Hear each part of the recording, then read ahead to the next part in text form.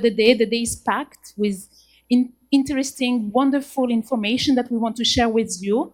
And with no further delay, I would like to introduce our Deputy Executive Director, Charlotte Petri-Gornicka, who is going to open the day.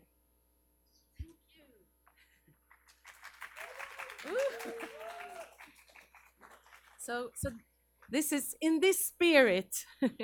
we are here today. Thank you all for coming. For me, it's the first time, and I actually think it's almost the first time we kind of do a thing like this. So huge welcome. So what are we trying to do here today? Obviously, we would like to share with you an important outcome of hard work last year, 2018, which wouldn't have been possible without you. So let's just think of that. Whatever you hear today, it is because of our common resources put into very important work that we have been able to do this. We want to share with you what's the most important results outcome from 2018, and obviously share with you the 5 very important priorities that is underpinning the strategic plan. And this is the first year of the implementation of the strategic plan. And you know so well that there are 5 objectives very linked to very important rights of the child. But it's also an emphasis on gender and an emphasis on the work we do in humanitarian settings. We're also moving into a situation where we want to showcase how we work collaboratively even better together. When we share this today with you, I hope that we will also be open to both what works and what's difficult. Because we have to realize, and when we look at the stock taking on the SDGs, I don't know if you have read already the UN report on where we are on the SDGs. But in short, as often before, we hear and we can read that some of the things that we have been working with for many years, like children under 5 survive and thrive, like decreasing poverty results and all of that. We are still on a good trajectory. Although poverty looks different than when we started, it's not necessarily a country more poor than before, but it's very much dividing into countries. In short, the SDG track, are we on track, is pointing towards, I would say, kind of an alarming outcome overall. We're not on track when it comes to children's issues in conflict situations, and we are starting to see that climate change is really affecting children. So there's very good reason to, if you want to, take stock, to celebrate and recognize that we do a lot of good work. But being UNICEF and all of you, we are very resourced. So maybe before we ask what others should do to really step up on the SDGs, we might start with ourselves and be a bit alarmed and think about how we could do even more. In that spirit, I hope that you will have an open and candid discussion today on how we can even improve. One of the things that I also want you to think of, and not only because I'm UNICEF, also because I used to head up the OECD DAC, where we struggled a lot to get donors to actually be good donors, and to have a rhetoric and action that was aligned. So if the rhetoric is, we know that long-term predictability is working, then how do you show that as a good donor? We have some examples, and I know I'm a little bit tough with you now because I'm very direct. Unearmarked money with a lot of mutual trust is making the trick. And we have Sweden, Norway, Luxembourg, and who did I forget, Carla? Germany, Netherlands. We also have some national committees who have brought in money from Korea and United Kingdom with predictability and long-term enablers in the way you have donated your money. And I hope that we will continue to discuss, if not today, but really continue to discuss, how do we enable from both sides this more qualitative way of being a partner? What do you need, Sweden, Norway, etc., from a UNICEF and a UN in this case, to trust us and to have the narrative you need with your domestic audiences so that we can spend time on what we want to achieve and avoid spending time on very specific different reports?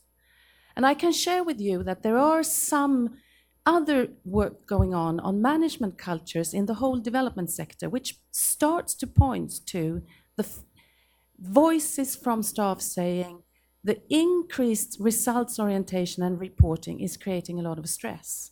I actually think that we need to start to talk about this. And it's not an excuse. It's not that UNICEF wants to shy away from being a fantastic partner in making your domestic situation possible.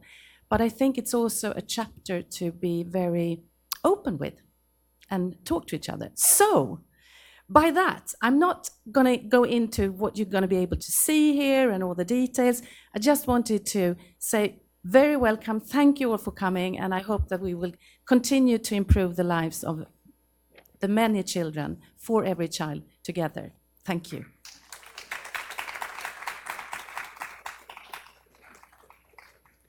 Before we move to the next panel, we would like to show you a short video.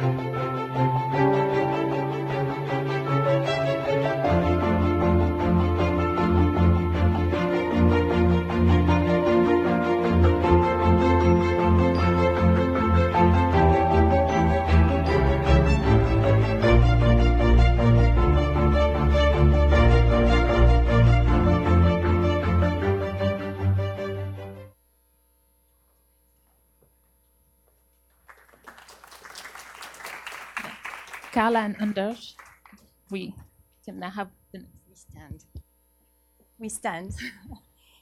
Good morning, everyone. This is a very inspiring video for a Monday morning, rainy morning. I'm Carla Haddad Mardini. I'm the new Director of Public Partnerships at UNICEF, started 18 months ago, actually. And I have the pleasure to introduce Mr. Anders Ronquist, and I hope I pronounced it well. He is the head of SIDA, the Swedish International Development Agency. He's the head of the Multilateral Coordination Unit, and will be with us in this stand-up discussion around the importance of thematic funding, global pooled funds, quality funding, and how he sees it from a partner's perspective.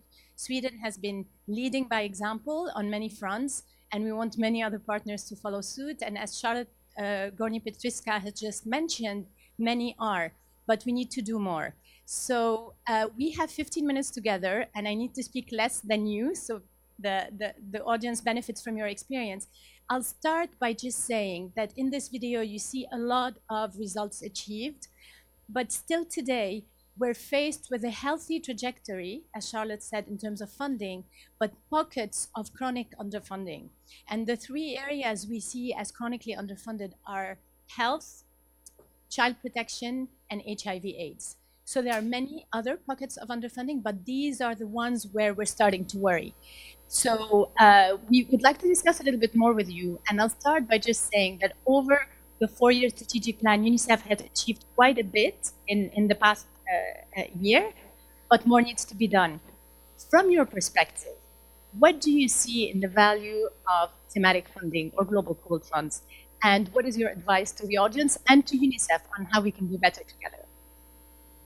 Thank you, Carla, and thank you, UNICEF, for welcoming us this morning. Very happy and proud to be here. I hope the mic works. I have a little bit of hearing. Yes, you can hear it? Okay. On Carla, on your question on why thematic support from a donor perspective, I would say that I can give you just three main reasons. First of all, it is legitimate. It is based on decisions that have been taken by UNICEF's executive board for its strategic plan. It is what UNICEF and its member states has decided to embark upon during this period of 4 years. And so it makes sense to support what UNICEF and its member wants. Secondly, because it's efficient. It's cost efficient, but it's also results efficient. Cost efficient because it reduces our transactions cost, but also the transaction cost for UNICEF. And then, from good donorship perspective, in terms of achieving results in a harmonized way, in a well-coordinated way, and it allows UNICEF to plan long-term for its strategic results areas, but also manage its capacities, its personnel, staff, and develop knowledge for results. So that's the second area. And then third, I think it makes strategic sense to support UNICEF at thematic level, both at the global level, but also at the regional and country level. And why do I say strategic? I mean that we are developing our partnership, we are strengthening our partnership, and we're taking it to the next level.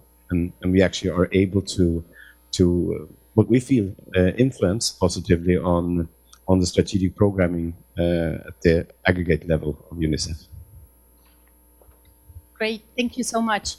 On the point on the strategic approach to the partnerships across the board, I'll just add that every flexible dollar or euro or whatever currency we get is used many, many times over the life cycle of a strategic plan. So it does help us plan strategically and kickstart operations without waiting. We have different systems for doing that, but the value of this funding is critical. And I really like the way you put it. It does change the type of relationship we have with our partners.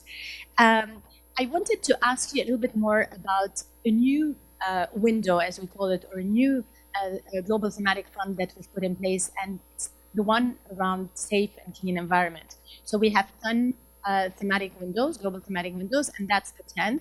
And we see there's a pickup of interest across the board because of the current situation around climate change and what we need to do. And I wanted to hear you about that. How are you connecting the dots with climate matters? Yes, I think, well, I'm coming from Sweden and from SIDA, the bilateral agency for development cooperation from Sweden. And I think it's no state secret that we have a few priorities as a country. I think gender has already been mentioned, but increasingly so also working on climate and environment. For us, seeing UNICEF developing these thematic pools and the thematic global support areas gives us a way to also address these, overarching cross-cutting key areas, which is challenges for all of us working in development, but also for the entire world and for the children around the world. I think when we see how the dots connect within the goal area 4, and where WASH comes into health services in education, but also where risk mitigation and risk resilience is integrated in programming and part of the WASH programs, then of course this becomes a platform for developing programs that allow children to have a safer and cleaner environment. So children's lives thrive or fail because of the environment. And I think if we can support UNICEF's work on integrating environment and climate into all its goal areas, we are very, very happy. Thank you, Anders. I'm going to use the few remaining minutes to challenge you a little bit, to challenge us. We at UNICEF are trying to improve the way we do business with our partners by listening to your concerns and requests, challenging you when we can, but also we need to help you help us. And maybe a few words from your side as a partner and as a resource partner and a donor too. How would you like to see us evolving in the coming months and years in order to help you make the case for us? Increased support from Parliament, increased support for ODA, increased support for funding to achieve better results for children. Well, I think, as I mentioned, the three main reasons: the strategic relevance, legitimacy, and effectiveness. I think that those are three super important points of departure that I think UNICEF should use even more widely in its communication. And I think together, the core fund donors and the thematic donors, together with UNICEF, we can really make the case. And we should make the case because it's actually getting more value for each donor dollar or donor krona that is being spent. We get more results out of each krona, and it also, I think, it shouldn't be that hard to communicate, because when I read your thematic reports or the thematic pool reports, I was really impressed. I read on the plane. The last one I read was on child protection, and it was extremely rich in results, both at the global, regional, and country level. Concrete examples of how UNICEF is changing the world into a better place and really making a difference in the context where you work. And of course, as a donor, you feel immensely proud to be able to take credit for all those results. And you know, I was almost overwhelmed by the richness of the results. The same goes for the other reports, but I think the child protection was extremely well presented, and I think we should, you know, as the strategic partners we are, the thematic funders together with UNICEF, we should discuss, you know, how do we go about in terms of communicating this to the world, because as when you are, you know, trying to get funding, whether it be from taxpayers or parliamentarians. It's always easy to get money if you say you are giving support to this particular country or this particular crisis, this particular context. But if you're saying you're giving support to everything that UNICEF does, so what is that? Exactly. So we have to be a little bit better in narrowing that down and sort of telling a story behind this type of support that donors could and should give more, because we see that it's stagnant now. It's been around 8% of the other resources for a long time, and I think the objective 2021 is to get up to 50%. So it's a long way to go, but I think we have enough evidence to show the world and show the other donors that this is the way to go. I saw you made someone happy in the room. It's our director of programs who clapped for the child protection annual results report. I have to say, having gone through many of them with the team one by one, there's a wealth of information in them, really key examples of impact, and we've realized that we underuse them and that we need to repurpose and reuse all these examples through different channels, from social media to other communication channels, as you just eloquently mentioned, to make the case with parliaments across the board. And we know that the taxpayers are the ones who also legitimize ODA, so it's the same person supporting governments and supporting us in different ways. Thank you so much for having read it on the plane. We have many others for you to read. I would just want to pick up on a point you mentioned regarding how we can do better in terms of communication. And please, to the audience, to the partners, challenge us on what exactly we need. Because it's very easy, and as you said, it's very easy to communicate about these things in a compelling way. The problem and the issue we face is we end up producing very general material that are fit for anyone, but actually don't cater to the needs of your domestic audience and what exactly you want for your audience to make the case. And we can be more specific and targeted. We have the ability to have tailor-made documents to your audiences based on the wealth of information we're generating through the report. So we're ready to do more, but it's very hard to see the success rate of all that. And just to also reiterate, 15% increase thematic funding over the coming 4 years is a difficult one. We're still planning to do it with your support, but it's not necessarily going to happen if we don't change the way we do certain things, because what got us here might not get us there. So we're very, very empowered with what you've said, and we'll do our best. I'm looking at the time. I think we need to move on, right, to the next session, and you will be with us and benefiting from the next session that will be with our Director of Programs, Mr. Ted Shaiban, who will be presenting Goal Area 1, Every Child Survives and Thrives. And I would like to mention that many are following us on YouTube live, so it's being live streamed, and we might have some questions pop up in the comments box as we continue. I wish you a great day and would like to invite Ted Shaiban to the stage. Thank you.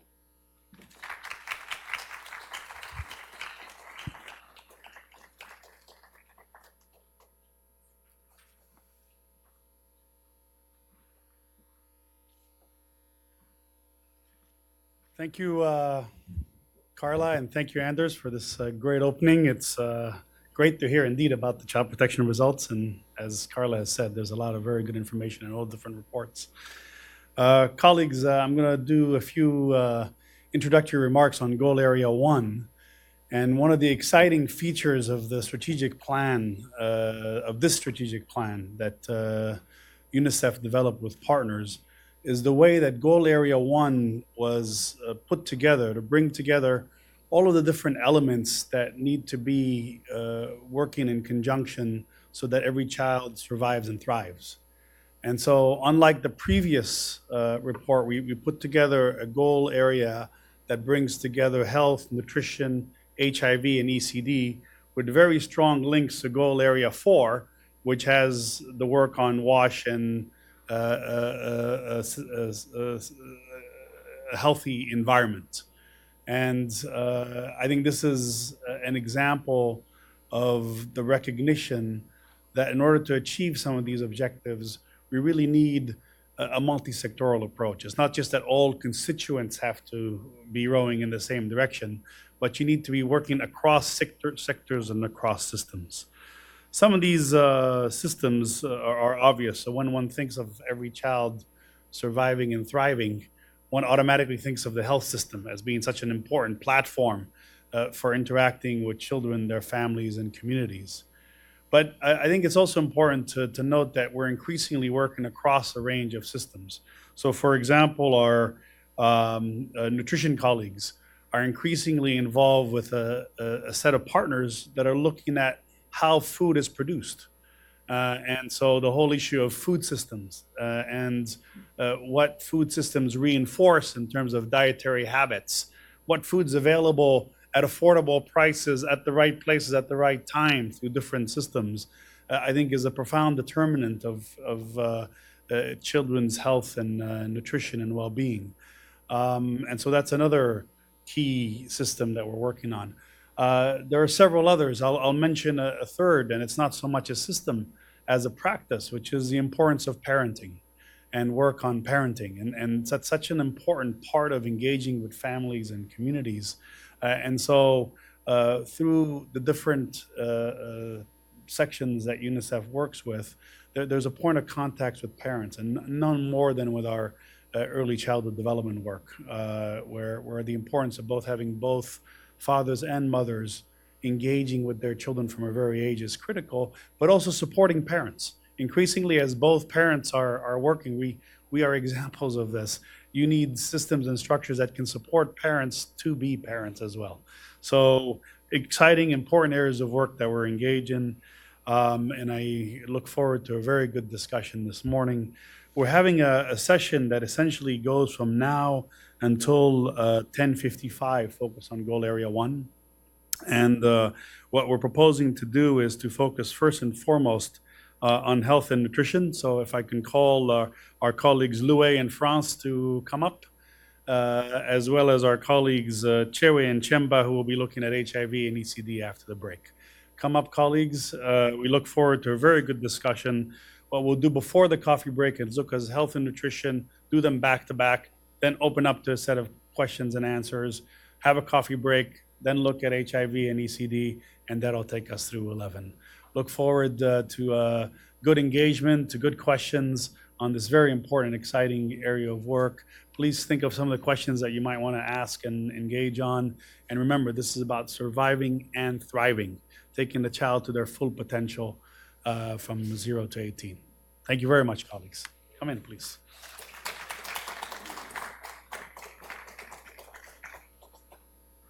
So what's the setup again? Are the colleagues supposed to be sitting on those chairs, and how would you like us to go? Yes, we have a little issue with the sound right now, so it's better to speak in that mic. Okay.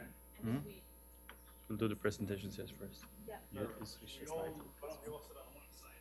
The firewall presents our speaking. Why not?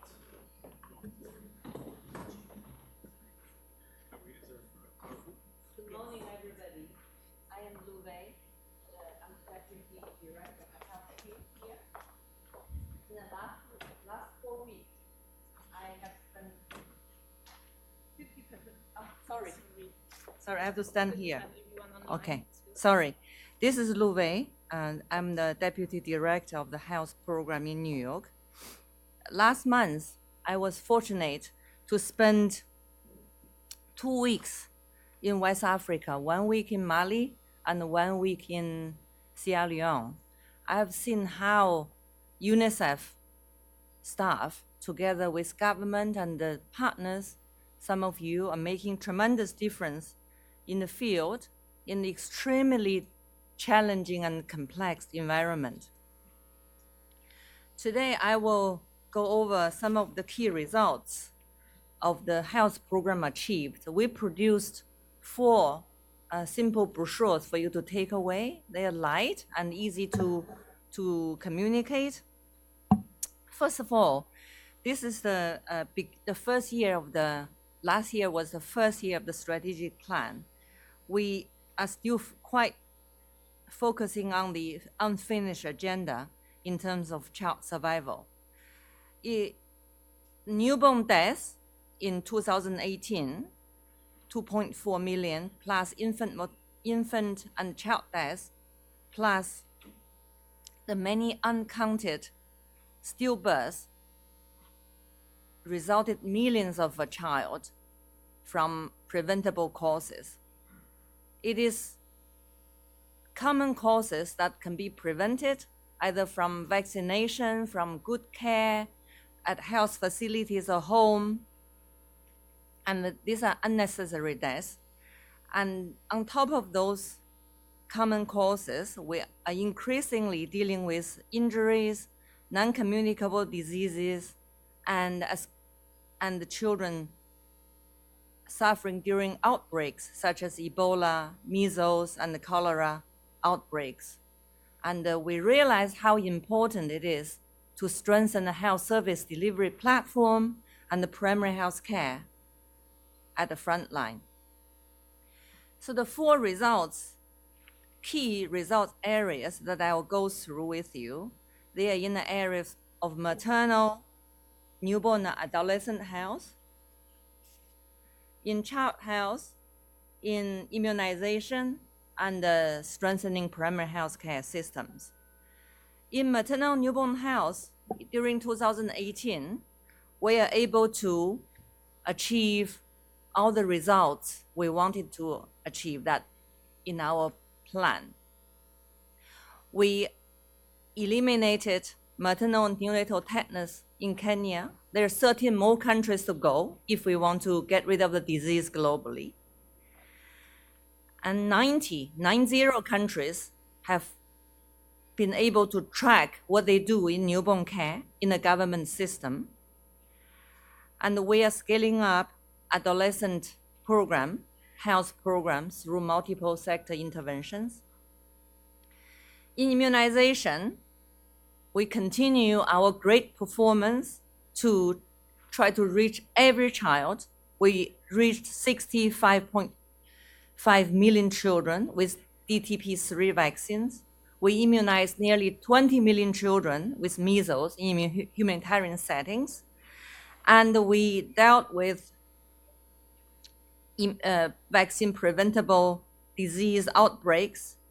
And very importantly, not just for vaccination, through strategic procurement services, with through the UNICEF Supply Division, we made a tremendous saving of over $350 million just by cheaper vaccines at affordable price for countries. Child health, we helped countries to treat 5.5 million children with pneumonia, and 60,000 community health workers were helped to deliver quality services. We provided bed net in humanitarian settings, and supporting community health systems, performance, deliver services at the front line is a critical element of the program. Primary health care celebrated the 40-year landmark at Astana. And we looked at the lessons we learned in the last 40 years, and with partners in government, we wanted to really strengthen primary health care as the foundation to achieve universal health coverage. In 2018, we learned many lessons, and we want to use those lessons to inform our future programs. I've mentioned the importance of health systems at the front line, focusing on primary health care, and continue to focus on equity, reach every child, no matter where he or she is, and strengthening community systems, and engage private sectors and other partners, and in both urban and rural settings. Global thematic funding, the liquid gold, is rare for the health program. We only had just over 1 million out of the total 14 million, which is quite limited. We really want to appeal to your support to strengthen our partnership in the health programs so that we can achieve higher coverage and quality of services for every child. In particular, we want to thank the Luxembourg US Fund for their support.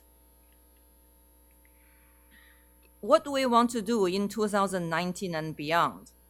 While we continue to deal with the unfinished agenda in child survival, we want to also look into growth and development, look at what we can do better in the areas that affect many more children, such as disability, such as NCDs, and introduce new vaccines such as HPV, and continue to deliver better with your support in countries. Thank you very much.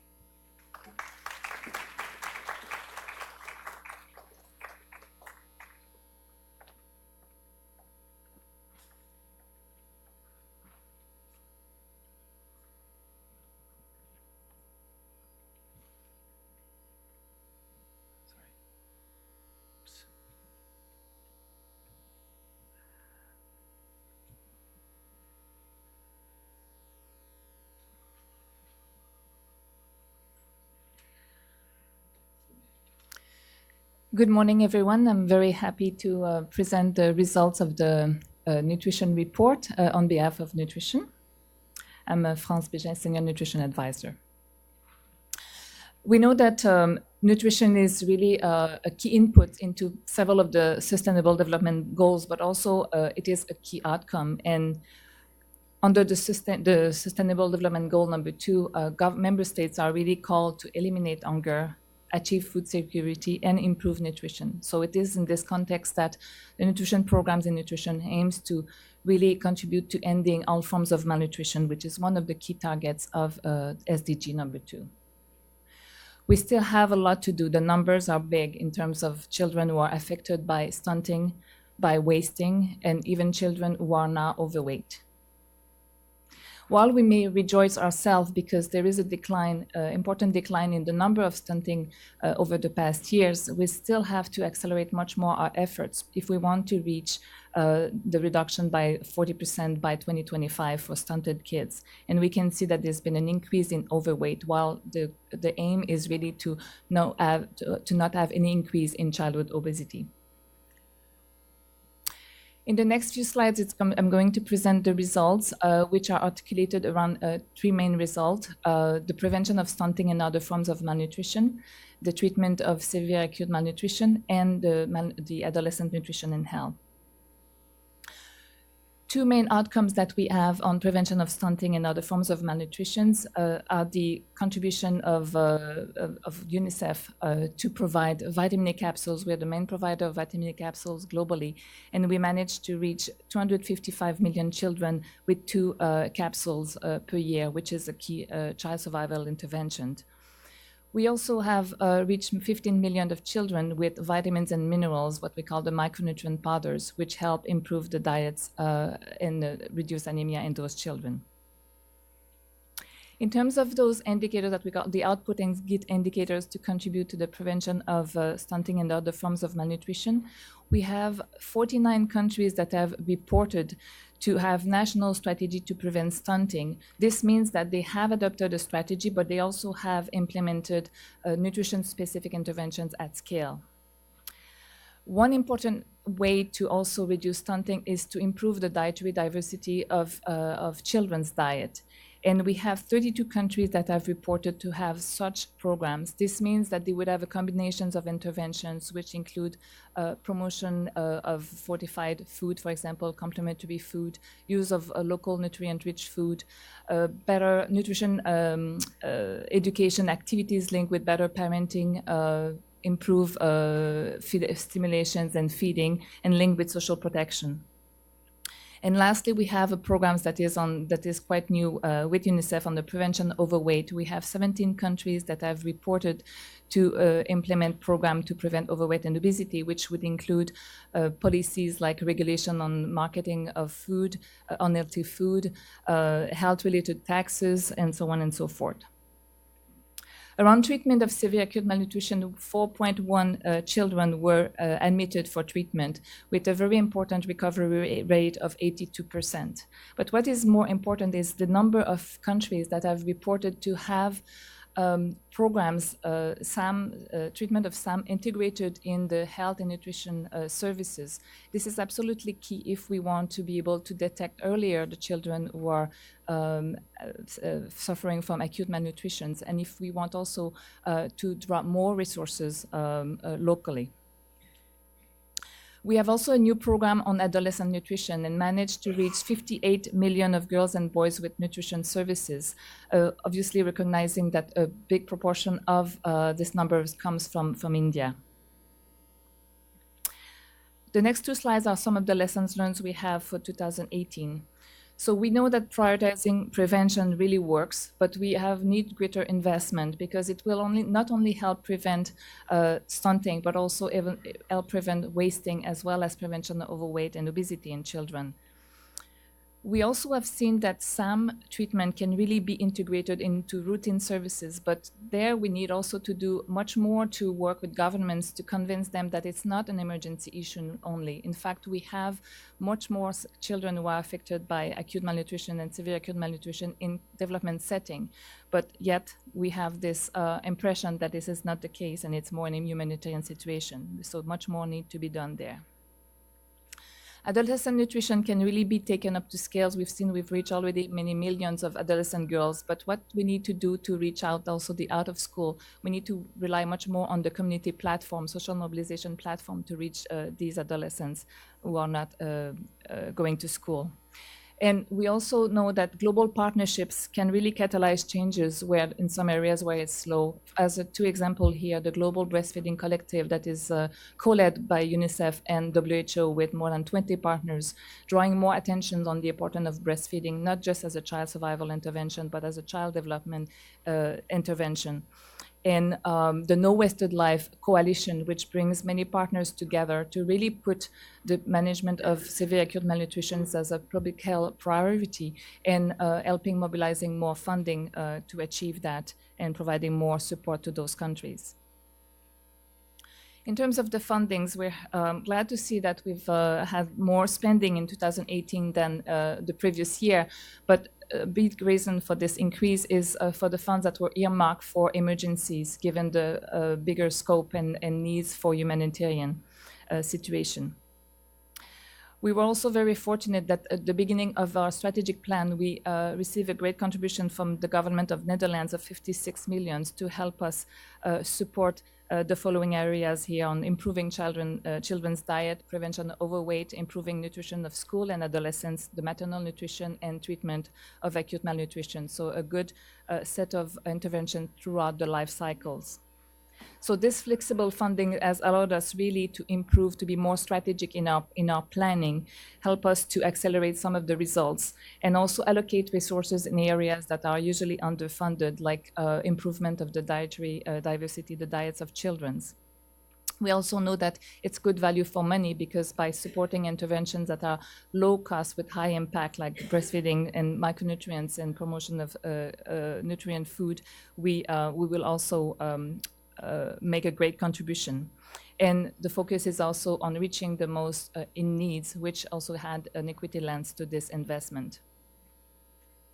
For the next year, for 2019 and the next few years, we have those goals that have been, those targets that have been set by 2021 to reach 250 million children under 5 years with services to prevent stunting and other forms of malnutrition, 100 million adolescents per year reach with services on health and nutrition to prevent anemia and other forms of malnutrition, and 6 million children under 5 reach with services to treat severe wasting.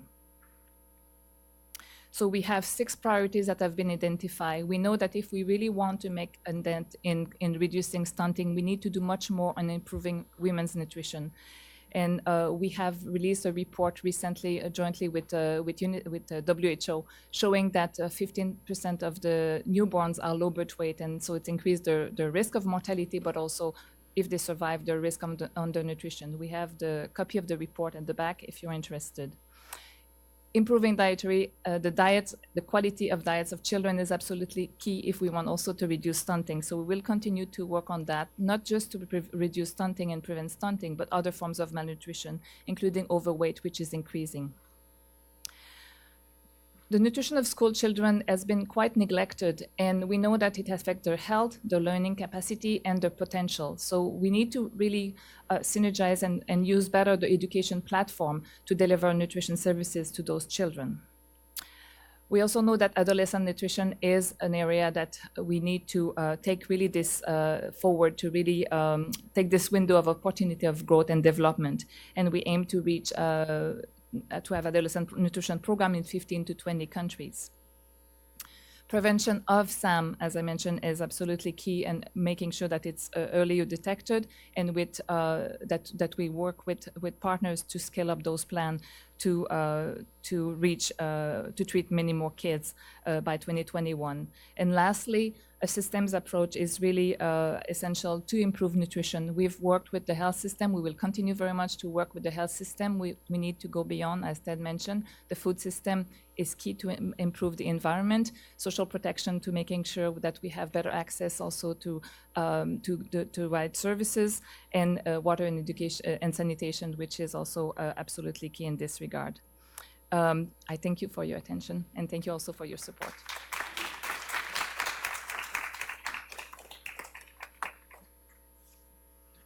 Thank you very much, Louis and France, for those two presentations. I really wanted to emphasize a couple of the points that came up. We will, in September of this year, have a high-level meeting here in New York that will focus on universal health coverage.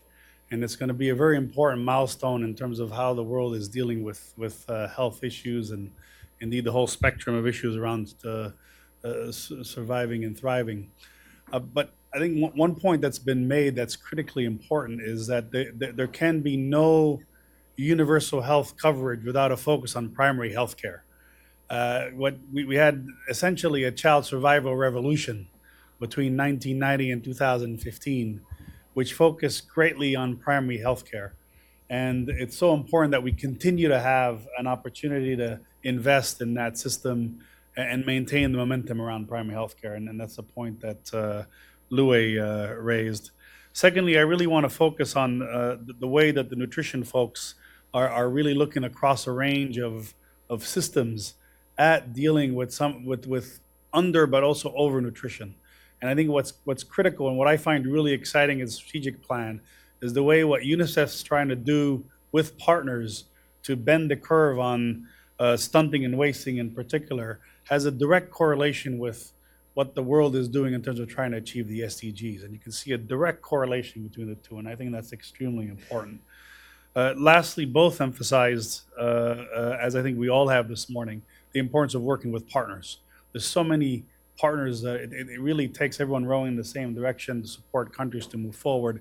But in this regard, and in these two fields in particular, there's so many important global program partnerships that are key. The Global Fund, Gavi, we're all part of these consortiums, but they're a critical vehicle for moving forward with some of the results. With that, we have about 25 minutes for Q&As. And I hope you will hit the ground running with some questions. We have a number of experts. Perhaps we can ask some of the members who just joined the panel, in addition to France and Louis, to introduce themselves. Thank you, Ted. Good morning. I'm Rafael Obregon. I lead the Communication for Development section in the program division. And for those who may be unfamiliar, Communication for Development is a core organizational strategy that focuses on promotion of healthy and protective behaviors, demand for inclusive services, engagement and empowerment of communities, including adolescents, and in engagement of affected populations in humanitarian situations.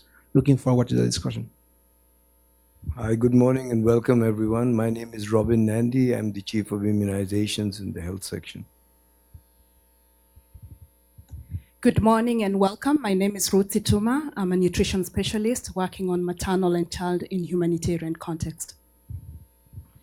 Thank you very much, colleagues. As you do take the floor to ask questions, please, if you could, or make comments or anything you'd like to raise, if you could introduce who you are, and we will take the questions in the order in which you raise your hand. As you think about your questions, let me actually put a couple on the table myself, if you don't mind, to get us primed and ready to go. Robin, one of the questions that's struck us is that when it comes to immunization and vaccines generally, we've seen kind of steady progress, but also somewhat of a plateauing. And now the issue of measles outbreak is in the news all the time, and not just in kind of countries which may be fragile or conflict affected, but even in high income countries or pockets of those countries. So it'll be useful to hear from you a bit more about immunization. Again, we'll take a series of questions and come back to you. And then Rafael, I think the issue of demand, which you have highlighted, I think is key, not just for every child surviving, but also thriving. If you could comment a little bit on the thriving aspect, that'll be very helpful. Colleagues, the floor is open. Please don't be shy. And is there a mic going around or not? Yeah. No, but because we have the sound issue, if you could repeat a little bit the questions. Okay. One or two, and then I we'll shall do do that. Very good. Thank you. Please go ahead. Hi, everybody. I'm Barry Seager. I'm the Chief Development Officer for UNICEF USA. For any of the panelists, so our main role for UNICEF USA is engaging the private sector. So whether you're talking about foundations, companies, individuals, they want, what we're hearing is companies, individuals, they want to be more than just funders. They want to be partners in our success.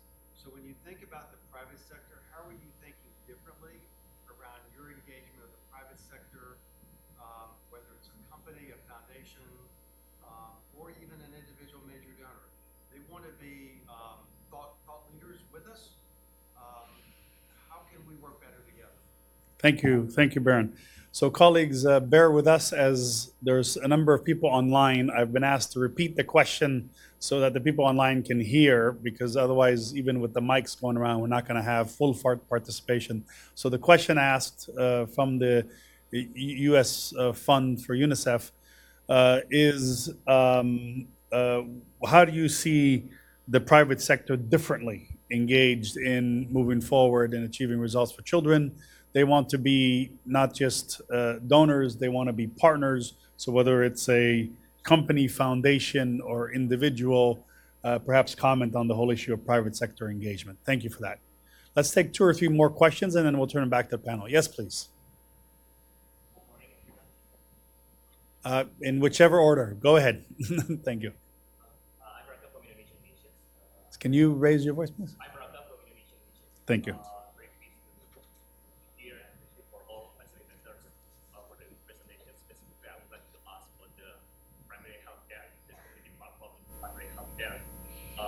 I heard that there is a community health roadmap in 6 countries. I would like to know further on this.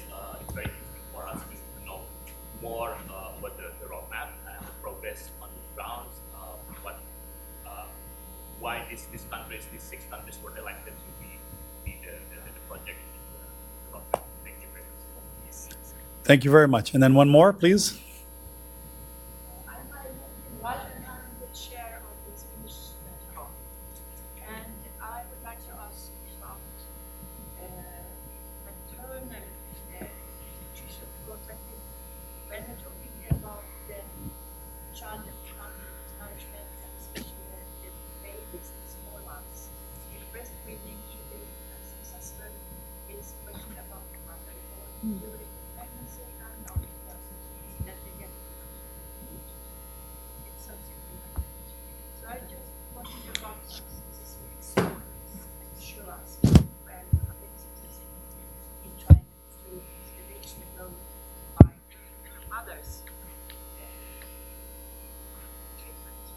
Thank you very much. So colleagues online, we had a question from the representative from the Indonesia Permanent Mission, and his question was he'd like to hear more about the primary healthcare approach, and he, I think, specifically referred to 6 countries that were highlighted in the presentations and why they were chosen. This may have been related to a specific source of funding, but I think it would be interesting to hear more broadly about our primary healthcare approach.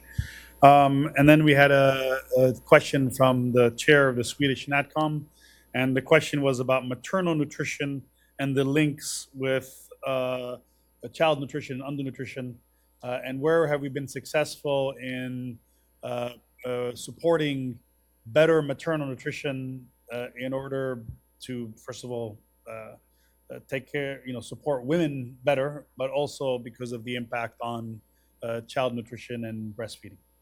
So, colleagues, a number of questions on the table. I propose that we go to the panel now as perhaps a second set of questions are prepared. Maybe, why don't we start with Ruth? There wasn't anything specifically on emergencies this time, so why don't we start with France and work backwards that way? France. Thank you, Ted. With regards to the maternal nutrition question, so this is also a quite new area for UNICEF. What we've done in the past was to distribute iron folic acid to women during pregnancy, but we know it's not sufficient. and it's important to be able to detect them earlier during pregnancy, to be able to provide the right counseling in terms of food to be consumed, to ensure that there's also some rest. And so we have now a few countries that have indicated interest in working in women's nutrition.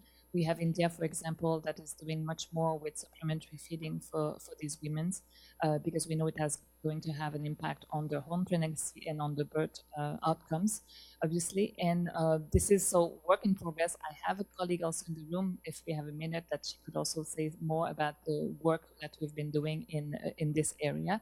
But as I said, recognizing that it's been absolutely essential, this is now a new area for us to work on. One way also to reach them is through fortification of food at large scale, which you don't need basically to then promote any changes in the behaviors and what they should consume, because this is food that they would buy at the market, and if the food is fortified, they would get also this way the right micronutrient for them. France, before you turn the mic over to Louis, and you kind of already have touched upon, the whole issue of fortification is with the private sector. Yeah. But to Baron's question, could you perhaps Yes. elaborate a bit how the nutrition field of work is engaging with the private sector? Yeah, thank you. So that was the second point on private sector engagement. So we do recognize it's absolutely key to work with the private sector if we want to reach the outcome. I think nutrition has done already a lot, because we work with food industry to make sure that fortification of key staple foods is fortified. That food, those staple foods are fortified with the right micronutrients to reach the populations. We have also worked with some of the companies to make the environment where women work more conducive to support them if they want to breastfeed. So we have already a few examples right now with garment industries in Bangladesh, with the tea plantation in Kenya as example. Absolutely understand that, with the private sector, there's a need also to see to be more like what we can do together, not just see them as a funder. And I think the work that we've already started with those examples was really like what can you do? How can we work together to improve the situations of women, of children in this case? And we will continue to do so in the future as well. Robin, Robin? Okay, but you want to take the PHC question, Louis? Yeah. I can take the PHC question. The countries are prioritized based on the opportunities on the ground and the government leadership and need. And if there are more resources, we should really do more countries. Ideally, we should work with every country to improve the PHC and the community health system. Just to add one comment on the maternal nutrition and the low birth weight babies. When I was in Sierra Leone last week, I saw that UNICEF has supported 4 districts to set up special baby care unit to take care of those preterm babies and babies at high risk. And we're planning to do so in every district. And these days, even in West Africa, where the health system is the weakest, nearly 80% of mothers give birth in health facilities. So they are reaching the facilities, but the quality of care for both maternal and newborn care is limited, and we're working on that. And we hope you're going to join us to make it a reality. Thanks. Yeah, thanks, Ted. Thanks for the questions. I'm actually going to start off with the segue from what Louis just said and respond first to the question posed by a colleague from Indonesia. I did spend 4 years with UNICEF Indonesia, and just to say that our work on a particular project may be limited to a number of countries, but we have been working in the area of primary healthcare and community healthcare in a large number of countries, including Indonesia. We have a history of, through child health, supporting pilot programs for community management of childhood illnesses, working with the community midwives, your Bidan Desa program, working to improve the referral systems between the community to the health center and then on to the hospitals. And I think the point that we are trying to stress here is the primary healthcare system is relevant for every country on the planet, and this is where we want to get to, as we support countries realize their goals. Ted, your question is a very important one. And I've had a lot of media interviews around the measles outbreaks over the last several weeks, following World Immunization Week. And the first thing to say is that if somebody had told me that I would be sitting in 2019 talking about measles outbreaks in all sorts of countries, not only low-income countries, but middle-income countries and high-income countries, I would have been very disappointed. And I think, why is this happening? Yes, immunization coverage is stagnating, but we have to remember that each year we are vaccinating more and more kids. There are more kids are being born in this world. So even though the coverage percentage is stagnating, we are vaccinating more and more kids each year. We're just not able to reach the most difficult to reach, which tend to be either in remote rural locations, in conflict-affected areas, or sometimes under our very noses in urban slums. And I think it's important that we target our strategies accordingly. We have also been victims of our own success. The relatively high vaccination coverage means that we had successfully eliminated measles from the Americas, for example, and this may have led to complacency on the side of the service provider, thinking that the job is done, from the side of the communities because they don't see the diseases anymore. So I think these outbreaks serve as a reminder, not only for immunization, I must add, and not only for health, but measles actually picks up the unvaccinated so effectively that we can safely say that a child who's unvaccinated for measles does not have other health or social services provided to them, whether it's nutrition, wash, child protection, education. So I think we all need to do that. And on the immunization front, I must thank everybody also for the support that you provide through the global funding mechanisms like Gavi and the Global Polio Eradication Initiative, which we basically use our resources in complementary to that. Private sector, very briefly, we have a long history again working with private sector. In immunization, we work with all the vaccine manufacturers and drug manufacturers in the broader health system. Foundations, we have a long history of working as thought partners. Gates Foundation is the primary one, but then you have we have long-standing relationships with entities like Rotary for polio eradication, Kiwanis for maternal neonatal tetanus, and so on. And then you have the private providers, which is extremely important, in the present day and age, which we are increasingly. Again, this is an area of growth for us. We are looking at working with private providers through professional associations and so on. I think. Thank you. Maybe to Can I just add something on Sure. the private sector, please? Just came back from Africa and realized dire need on the skills of those countries in maintenance, routine maintenance, and the repair of critical vehicles, cold chain, essential supplies. The private sector provides a lot of pieces, but we need to work together to maintain those important and sometimes quite expensive life-saving equipment. And we can work with youth to enhance their skills. We can work with women to improve their capacity. We can learn from the private sector how they are managing the supply chain and logistics. There are a lot of things we can do together. Thank you. Actually, before Rafael speaks, let me just say, Robin, to your question, to your point on measles, I mean, part of the issue, of course, also is educated, uh, relatively affluent populations that are influenced by vaccine hesitancy, and so it's critical that there be a dialogue at all levels of society with all sorts of populations as we move forward as part of the solution. And that's a nice segue to Rafael speaking about the whole demand side of the equation. Over to you, Rafael.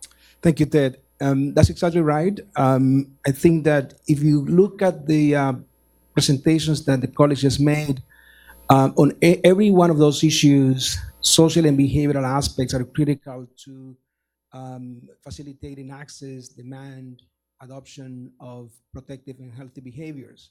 So for us, in communication for development, then we place huge emphasis on engaging communities, facilitating a dialogue with those communities, and trying to find joint solutions to addressing those issues. And that's been a critical aspect of UNICEF's success in child survival over the years through water and sanitation interventions, nutrition, health. And as we move into greater focus on demand issues, certainly our efforts on engaging those communities need to be intensified. And Communication for Development provides a wide range of platforms that we can leverage to strengthen, for instance, our focus on primary healthcare.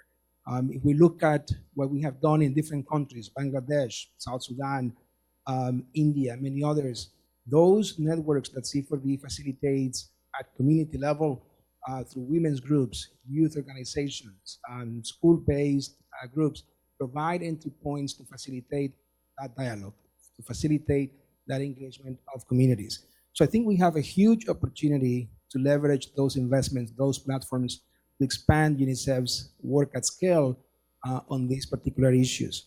And let me just make one more point on this, or two more points, which are very important from our point of view. One is that as part of that process, we also need to strengthen the capacities of those local networks, those local communities. They are often the sort of the frontline workers, for instance, when it comes to humanitarian situations or emergency situations. So by providing those capacities to those local communities and organizations, we are also better placed to facilitate local ownership and resilience when it comes to humanitarian situations. So again, when it comes to these demand issues, clearly those platforms that C4D has supported over the years become a huge asset for UNICEF work going forward. Thank you, Rafael. Colleagues, it's 10:10. We might have a chance for one more question if there's one from the floor before we break. Yes, please.